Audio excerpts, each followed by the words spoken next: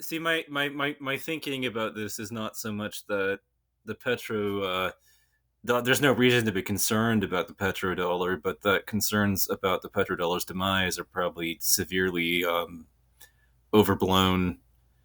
Considering the reality that Russia is being pushed inexorably towards defaulting on its debt, it means that it's likely going to fail in its grand ambitions to actually threaten the petrodollar system. And I mean, a close read of all this stuff, basically. I mean, you can look into it. You can look into what people have been saying, and they've been talking about the petro ruble and the petro yuan, over in China, and so there's two things that you should probably be aware of where that's concerned. A lot of real estate in China is probably going to be part of this wave of defaults that's coming.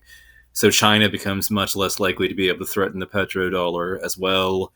And then, Russia's ability to threaten the petrodollar is going to be severely curtailed by the defaults that are expected. So, I mean, I would really question just how confident we can be that these countries are really going to be a problem for the petrodollar in a world in which we have enough economic power, soft power, basically, to push them into a default scenario, despite them having the money that they need to actually pay their they have the rubles that they need to actually pay, but they're still going to end up defaulting anyways.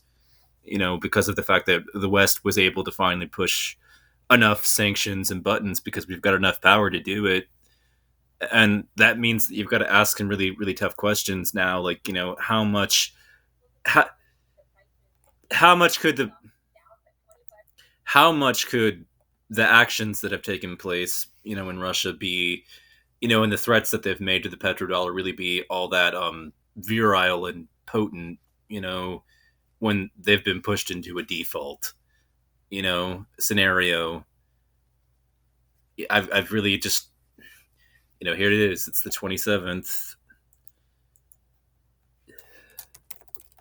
It's now, in the overnight hours. So it's just, where I am, it's just hit midnight. But, we're on the day in question, and, I'll probably fall asleep. And then by the time I wake up, we're going to find out if they ended up defaulting today. But,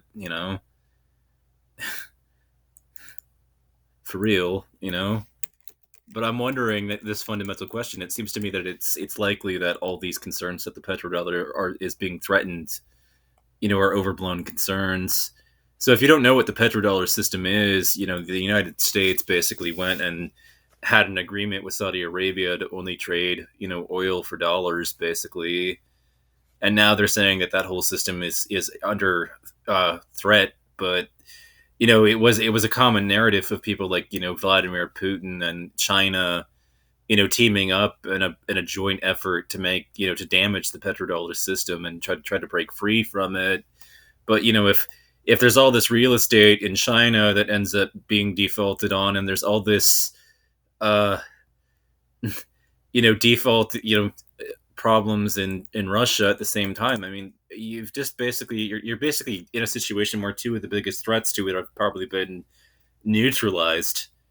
Like they're not going to. So it seems to me that concerns about the demise of the petrodollar are likely overblown.